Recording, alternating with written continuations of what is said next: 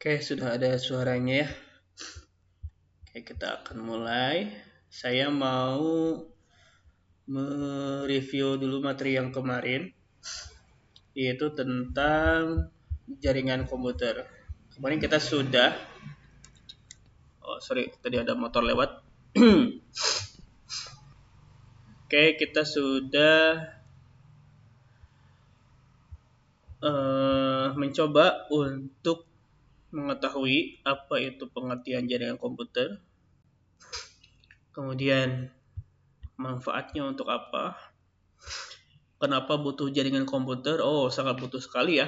Kalau misalnya di suatu lokasi menginginkan internet di setiap komputernya, semua komputer bisa mengakses internet, tentu saja itu membutuhkan yang namanya jaringan komputer, gitu ya.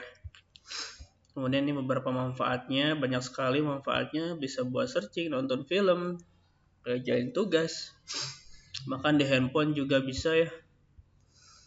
Kemudian macam-macam jaringan komputer berdasarkan jangkauan geografisnya, ada PAN, ada LAN. PAN itu paling areanya paling kecil, pribadi gitu ya, jaringan pribadi. LAN, jaringan di sebuah ruangan atau kelas gitu ya. Jadi komputernya terhubung seperti ini. Kemudian MAN, yaitu menyambungkan berbagai lokasi dengan yang jauh ya. Misalnya atau contoh di kita misalnya kampus A, kampus 1 dan kampus 2 ya, yang di belakang sana, yang dicedok. Kemudian WAN, ini adalah jaringan global gitu ya, atau kita sebut aja dengan internet. Kemudian berdasarkan distribusi datanya ada yang terpusat, ada yang terdistribusi. Kalau terpusat itu menuju ke satu server saja, kalau terdistribusi itu bisa ke banyak server gitu ya. Kemudian dari media transmisinya ada yang bentuknya kabel dan tanpa kabel atau wireless ya. Kemudian berdasarkan peran dan hubungannya, ada yang pertama itu client server. Ada kliennya, kemudian servernya, server yang melayani klien. Kemudian ada peer-to-peer. Kalau peer-to-peer itu tidak ada client server, tapi kedudukannya sama gitu ya. Kemudian dari topologinya yaitu desain jaringan, ada yang bentuknya bus, star, ring, linear, peer-to-peer, mesh, tree, hybrid, dan lain-lain. Oke, nah selanjutnya kita akan masuk ke yang namanya OSI layer, gitu ya, atau kita sebut aja networking model. Networking model. Nah, untuk menjelaskan materinya, kita akan buka slide yang ini. Oke. Oke, kita cek dulu ada. Oke, ada. Kita perbesar, jangan deh, biarin aja kayak gini ya. Oke, saya akan coba jelaskan. Yaitu di sini adalah memahami konsep networking model ya. Oke, kita mulai. Bismillahirrahmanirrahim. Nah, saat pertama kali belajar jaringan komputer, atau kita zoom aja deh ya. Zoom dulu aja deh. Nah, kayak gini. Oke. Dan ini jadinya kayak gimana? Oke, sip. Nah, jaringan dasar, memahami networking model ya. Saat pertama kali belajar jaringan komputer, pasti kita diajarkan tentang networking model, yaitu OSI dan TCP/IP.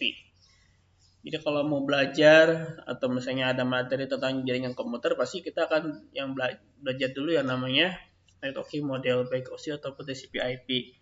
Mau di sekolah, di kampus, atau di kursus jaringan komputer, sama aja ya. Pembahasannya pasti itu dulu. Atau kalau nanya-nanya ke orang pas mau belajar jaringan komputer tuh mending pahami apa dulu ya. Nah, biasanya sebagian besar orang mereka akan menjawab belajar OSI model dulu bro, sama TCP/IP. Setelah itu belajar subnetting, dasar routing, terus switching. Nanti kalau udah oke baru pelajari teknologi WAN, bla bla bla bla bla. Oke, panjang ya. Tapi intinya kita disuruh memahami OSI dan TCP/IP dulu. Oke, bro, OSI layer itu gak kepake nanti, gak penting. Di lapangan gak sih nah teori-teori yang ada di buku. Yang penting itu konfigurasinya langsung praktik di lapangan. Katanya nanti gak semua teori berjalan sesuai dengan keadaan di lapangan. Nah, katanya ada yang bilang kayak gitu. Jadi teori itu gak penting gitu ya. Udah aja langsung praktek. Searching, praktek gitu ya.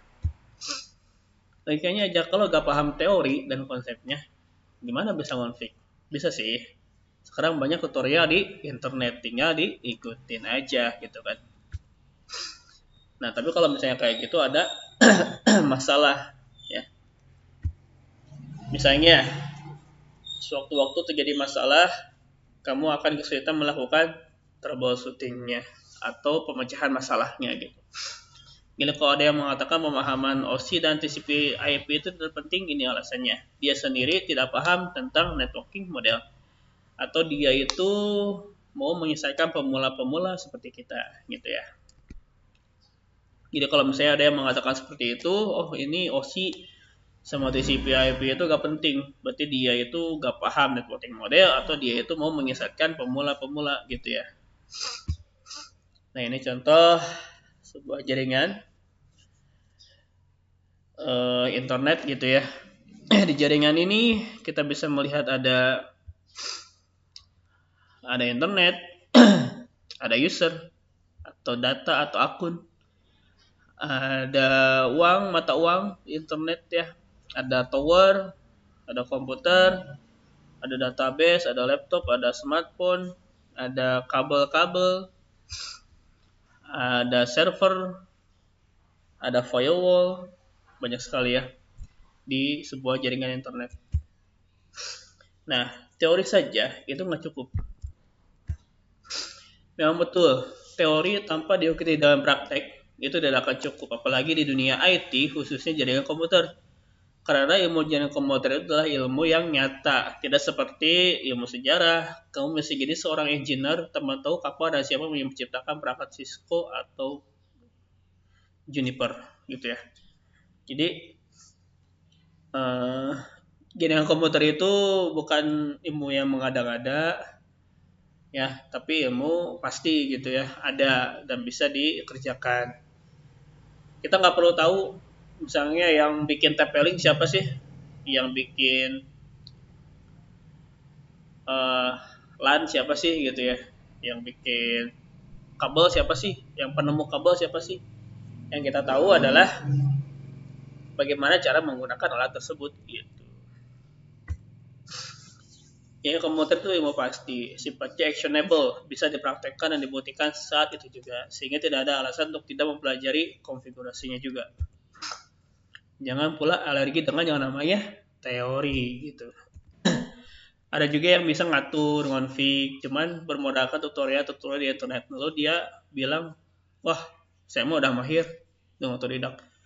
Kalau begini, zaman sekarang siapapun pasti bisa, asal tahu ngetik kata kunci di Google, paham bahasa Inggris sedikit-sedikit, ya sudah aman gitu kan. Tapi jangan boleh seperti ini, boleh sih, tapi harus paham maksud dari step-stepnya. Sayangnya kebanyakan dari kita tidak melakukannya. Yang penting kopas beres gitu. Sebenarnya antara teori dan praktek itu sama pentingnya, tapi ada satu perbedaan mendasar antara keduanya. Ada yang hebat dalam teori namun tidak begitu dengan prakteknya. Ini tidak terlalu masalah karena dia sudah paham teorinya. Nah, yang parah, dia bisa praktek tapi gak paham teori. Selain learning curve-nya lebih kecil, resiko di lapangan juga sering terjadi gitu. Nah, di sini ada gambaran dua jenis engineer. Engineer itu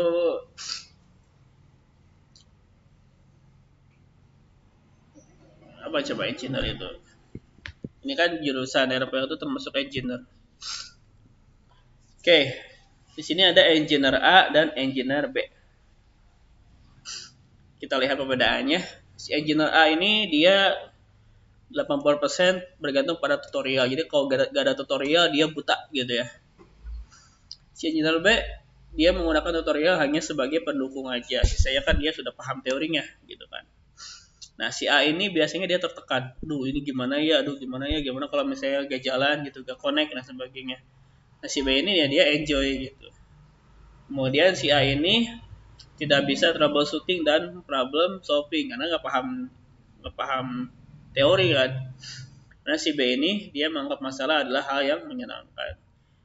Tidak punya justifikasi yang jelas atas masalah. Tujuannya nggak jelas dia.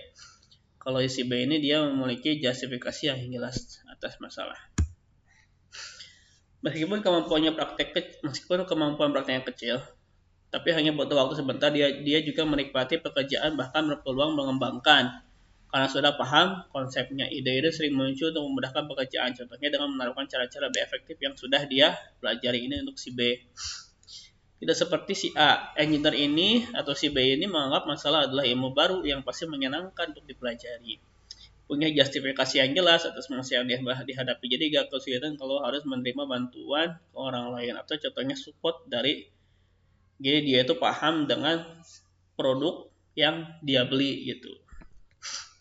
Dan juga bisa membuat laporan yang informatif. Misalnya dia tahu masalahnya di sini, dia buat laporannya gampang gitu ya. Karena dia tahu masalahnya di mana dan cara penyelesaian masalahnya tahu di mana gitu. Misalnya komputer di lab 1 kok gak connect gitu ya. Atau misalnya komputer di ruang TU kok gak bisa ngirim data gitu. Nah, sekarang kita baru masuk ke materinya. Apa itu networking model dan fungsinya? Sesuai namanya, networking model adalah sebuah model atau referensi dalam pengembangan dan pemahaman komunikasi data jaringan. Jadi sebuah model yang harus diikuti untuk melakukan komunikasi data di jaringan gitu. Kita bisa internetan, kita bisa chattingan, kita bisa nonton YouTube. Itu karena adanya networking model. Jadi komputer itu kan kompleks ya, dari perangkat-perangkatnya, media penghubungnya. Coba kalau misalnya bayangkan kalian jalan-jalan di sekolah, ada berapa kabel internet, ada berapa panjang kabel internet, ada berapa perangkat yang ada di sekolah dulu aja lah, jangan di luar dulu. Nah, itu bisa jadi diproduksi oleh merek yang beda. Misalnya yang satu TP-Link, yang satu Cisco, yang satu HP, yang satu beda-beda mereknya. Nah, disinilah fungsi dari networking model. Perannya adalah untuk memisahkan fungsi-fungsi jaringan komputer tadi. Jadi, semua merek itu mengadopsi model jaringan yang sama gitu, biar bisa saling komunikasi semua. Nah, caranya dengan membuat beberapa lapisan dari fisik hingga non-fisiknya. Nah, setiap lapisan ini terdapat kumpulan-kumpulan aturan yang harus diikuti oleh setiap komponen agar bisa berkomunikasi dengan komponen yang lain. Nah, itu kan. Dan kata lain, tujuan dibuatnya networking model adalah sebagai acuan atau aturan yang harus diikuti oleh yang membuat perangkat. Jadinya, ini jadinya jaringan komputer setelah memiliki model. Nah, yang sebelah kiri ini tuh jaringan komputer tanpa menggunakan model. Jaringan ini susah untuk dimengerti dan diimplementasikan, gitu ya. Nah, kalau misalnya sudah dimodelkan, oke, seperti ini, mudah untuk diatur, strukturnya jelas, setiap komponen mempunyai bahasa yang sama untuk komunikasi. Jadi kalau misalnya akses point atau wifi mempunyainya IndiHome atau misalnya TP-Link atau merek-merek Huawei gitu ya, itu bisa komunikasi dengan merek yang lain juga gitu, karena adanya dia networking model. Makanya kita bisa internetan dimanapun dan kapanpun gitu. Nah, tidak seperti jenis jaringan sebelah kiri yang acak-acakan. Dengan adanya networking model, maka setiap fungsi jaringan komputer sudah berjalan sesuai aturan. Tidak hanya untuk vendor, kita pun sebagai pengguna memahaminya gampang, penerapannya pun mudah dilakukan. Ini manfaatnya adalah supaya kita tahu gambaran besar jaringan komputer itu seperti apa, membantu memahami bagaimana perangkat kelas dan perangkat lunak bisa berfungsi secara bersamaan. Troubleshooting atau pemecahan masalah lebih mudah karena jaringan sudah dipisah menjadi bagian-bagian yang mudah dikelola. istilah-istilahnya sudah didefinisikan seperti application, transport, network. Ini membantu kita untuk membandingkan fungsional dasar dari hubungan jaringan yang berbeda. Agar pengguna lebih mudah paham terhadap teknologi yang berkembangkan, kita jadi lebih mudah memahami fungsionalitas produk yang dilakukan oleh suatu vendor. Itulah manfaat dari networking model. Jadi sebetulnya dia itu hadir untuk memudahkan penggunaan. Karena kan jaringan komputer itu adalah ribet pokoknya, ruwet, banyak kabel, banyak alat dan sebagainya. Nah, dengan networking model ini kita tahu misalnya si alat ini dia ada di lapisan berapa gitu. Kemudian perbedaan OSI model dan TCP model, TCP/IP model ada dua, yaitu networking sekolah menggunakan TCP/IP model. Ini kan TCP/IP lebih kurang formal gitu ya dibanding OSI. Sebaliknya OSI lebih kompleks, maka sering digunakan untuk kebutuhan edukasi. Nah, jadi sorry. Jadi si OSI ini dia lebih ditujukan untuk edukasi atau pembelajaran. Saat kita berbicara dengan model, anggapnya mengacunya ke OSI agak mudah dimengerti. Jadi OSI dan TCP/IP juga sama-sama networking model. Nah, untuk lebih memahaminya, yaitu pahami OSI dulu. Atau yang untuk belajar itu pahami yang OSI gitu. Kalau TCP/IP itu untuk realnya gitu. Tapi agak beda jauh lah gitu ya. Cuman yang dipakai itu sekarang bukan OSI tapi TCP/IP.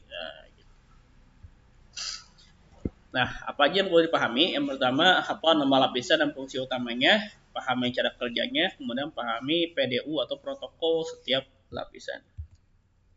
Nah ini, kalau OSI model itu ada 7 lapisan, yaitu ada application, presentation, session, transport, network, data link, physical. Ini dihafalkan ya. Application, presentation, session, transport, network, data link, physical. Nah ini tidak boleh acak-acakan, harus berurutan. Mau dari atas dulu atau dari bawah dulu. Kemudian di sebelahnya ada TCP/IP yang sudah terbaru, yaitu dimulai dari application, kemudian transport, network, data link, physical. Nah ini yang networking model yang dipakai itu yang ini, bukan yang OSI ya. Yang OSI hanya untuk pembelajaran saja, sementara realnya itu menggunakan TCP/IP. Nah di sini protokolnya Oke, kita mulai dari mana dulu nih? Oke, mulai dari atas lah. Application presentation session atau layer 5 sampai 7. Berarti di sini ya. Sini ya. Oke, dia fungsinya adalah untuk menampilkan tampilan ke pengguna. Ketika kalian buka Google Chrome, ada tampilannya. Nah, itu adalah lapisan paling atas gitu ya dari networking model. Di situ kalian bisa mengklik, bisa melihat gambar, Nah, di situ. Alatnya adalah host dan firewall. Kemudian di layar keempat transport, yaitu di sini.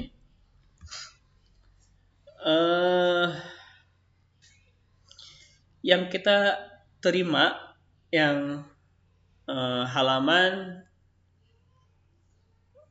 kalau kita misalnya buka Facebook, kan ada halaman Facebook nih. Kalau buka Google ada halaman Google, kalau buka WhatsApp ada halaman WhatsApp. Nah si halaman itu dia melalui jalur yang mana? Apakah dia TCP atau UDP gitu. Kemudian network yang ketiga yaitu IP atau alamat. Jadi setiap komputer, setiap handphone, setiap laptop itu punya alamatnya masing-masing. Jadi ketika kita kirim email itu tidak akan salah alamat gitu ya. Langsung menuju ke HP kita, atau misalnya kita chattingan sama teman gitu ya. Ketika kita mengirim chat ke dia, maka akan terkirim ke orang yang kita tuju. Tidak akan mungkin terkirim ke orang lain karena sudah ada alamatnya gitu. Kecuali kalau orangnya yang salah kirim. Jadi kalau misalnya alamatnya sudah benar, tidak akan mungkin salah kirim gitu. Kemudian layer 2 atau data link. Yang ini ya. Data link. ini isinya adalah misalnya ada switch, kemudian ada access point. Yang kalau misalnya di lab itu kalau ada yang kedip-kedip, nah itu namanya switch ya. Itu ada di layer kedua,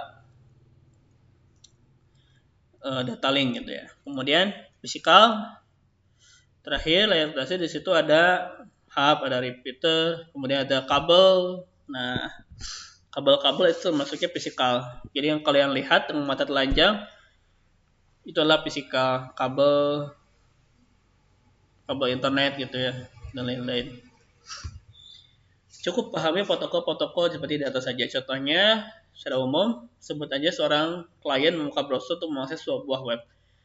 Si klien itu melakukan permintaan HTTP, port berapa yang digunakan, mekanisme atau swappers yang terjadi, apakah TCP atau UDP gitu. Jadi ketika mengetik facebook.com berarti kita meminta untuk menampilkan halaman dari Facebook gitu. Entah nanti mau menggunakan jalur TCP atau menggunakan jalur UDP. Nah, ini untuk TCP dan UDP nanti akan dibahas di next-nya. Kemudian pahami PDU setiap lapisan. PDU atau protokol data unit merupakan sebuah unit data dari protokol tertentu dari tiap layer yang mengandung informasi data. Intinya, PDU ini memiliki kolom-kolom informasi yang harus dibongkar dan kemudian dibungkus kembali, encrypt dan de-encrypt. Jadi, kalau kalian ngirim paket lah, misalnya ngirim paket ke CNE, itu kan harus dibungkus kan paketnya. Kalau misalnya nggak dibungkus, akan berceceran kemana-mana kan. Nah, sama ketika kita mengirim sebuah chatting atau kita mengirim sebuah voice note, itu ketika dikirimkan ke internet itu data kita itu dibungkus gitu, nanti dibuka lagi di tempat tujuan agar tidak ada data yang tertinggal atau pecah gitu tuh ya, seperti itulah. Ini penting, pada bab selanjutnya kita akan terus menerus kita singgung, jadi mohon ingat baik-baik. Layer 5 sampai 7 yaitu application session present data, layer 4 segment transport, layer 3 network atau paket. Oke, saya ulangi lagi. Layer 5 sampai 7 itu isinya data. Layer 4 isinya segmen. Layer 3 isinya paket. Mau dikirim kemana paketnya? Layer 2 diisi frame. Itu paketnya nanti dibagi-bagi menjadi beberapa frame. Dan terakhir adalah isinya bit, yaitu data. Kalau misalnya si data itu masuk ke kabel, berarti si kabel itu dirubah menjadi bit gitu ya. Kalau misalnya kita ngirim gambar, apakah si gambar itu akan utuh misalnya berjalan melalui kabel? Enggak ya, tapi diubah dulu menjadi bit gitu agar bisa melalui kabel. Nah, kesimpulannya, baiklah, di atas sudah menjelaskan betapa pentingnya memahami networking model OSI dan TCP/IP, perbedaan antara keduanya, serta 3 hal yang perlu diingat untuk memahaminya. Silakan lanjut ke bab berikutnya untuk pembahasan OSI, TCP/IP serta enkapsulasinya. Selesai. Nah, itu adalah sekilas tentang networking model. Apakah banyak ilmu baru? Mudah-mudahan kalian cukup mengerti ya. Kalau misalnya mau dibaca lagi PPT-nya, silahkan, nanti akan saya share PPT-nya juga. Kemudian habis itu kalian akan saya uji dengan beberapa soal esai lagi ya, tentang pemahaman kalian tentang networking model gitu. Oke, terima kasih. Sekian dulu untuk materi hari ini. Jangan lupa tugasnya dikerjakan. Assalamualaikum warahmatullahi wabarakatuh.